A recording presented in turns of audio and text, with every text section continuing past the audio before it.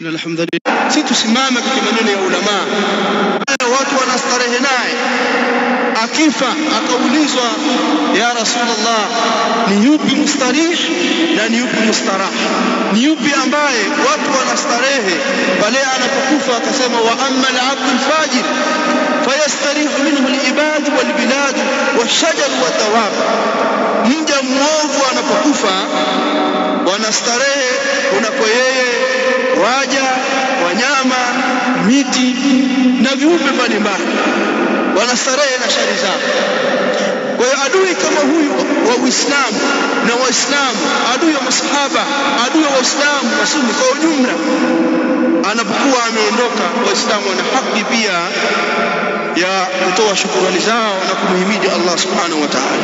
Na ndio maana Abu Bakar radhiallahu ta'ala anhu alipofikiwa na habari ya kufa, kuuawa kwa Musailama al-Kadhab, alimhimidi Allah na akasujudu sijda ya shukr.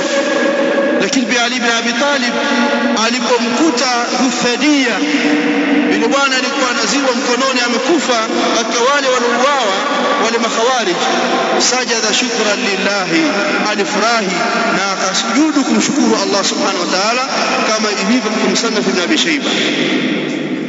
Namalizia kusema kwamba msimamo wetu sisi ni huu: wanaopiana maadui waovu wao kwa wao, sisi tumhimidi Allah subhanahu wa ta'ala kwa kule kuwastarehesha Waislamu na shari zao na kuwagomanisha wao kwa wao, kuwamaliza wao kwa wao, kama alivyosema al-Auza'i pia aliponukua Dhahabi, idha qatala al-fajir bil-fajir fa ahlaka Allahu ahdahuma falhamdulillah. Kipiana waovu kwa waovu, Allah akamwangamiza mmoja, hifdhi ni za Allah ta'ala, shukrani ni za Allah. Wa idha ahlakahuma jami'an falhamdulillahi kathira, na akiwaangamiza wote basi shukrani na himdi ni zake Allah ta'ala kwa wingi. Huu ndo msimamo wetu sisi katika haya yanayoendelea. Suala la kwamba ni wakati gani tutasimama na adui fulani dhidi ya adui fulani ni suala litakalotazamwa na ulama. Lakini anapokuja mtu akasema Waislamu walifurahi kwa ushindi wa Warumi, alif lam mim ghulibat Rum fi adna al-ardh wa min ba'di ghalabihim sayaghlibun fi bid'i sinin. Allah akaeleza kama Waislamu watafurahi kwa kushinda Warumi, kwa kushinda Wafursi. Alafu ataka kuleta aya hizi katika tukio hili kwamba tuungane na sisi na Shia, tuungane na Iran. Wala yudriki almiskin, lakini maskini huyo hajui kwamba Warum ni katika ahli kitabu, na shari yao ukipima na shari ya majusi ya Wafursi, shari ya majusi Wafursi ni kubwa, na ndio maana Waislamu wakawa wanafurahi kwa ushindi wa Warum.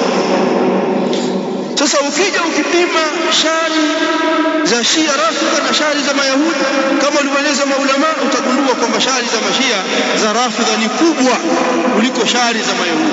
Madhara ya Shia Rafidha dhidi ya Uislamu na Waislamu ni makubwa kuliko shari na madhara na khiana za Mayahudi na Wakristo. Sasa tutasimama wapi? Ndio maana tutabaki katikati. Lakini inapotokea sasa tusimame na nani? Ni kadhia nazila, yatakana izungumzwe na ulama wakubwa, si kila al-ahda likina kishika au kila nani, watakana jambo la kuzungumzwa na ulama wakubwa. Lakini sasa hivi sisi tubaki katika asli ya maneno haya ya ulama tunayonukuu hapa, na mwongozo uliokuwa salama na sahihi.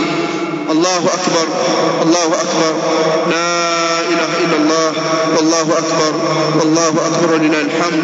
Eidukum mubarak, taqabbal Allahu minna wa minkum, walhamdulillahi rabbil alamin.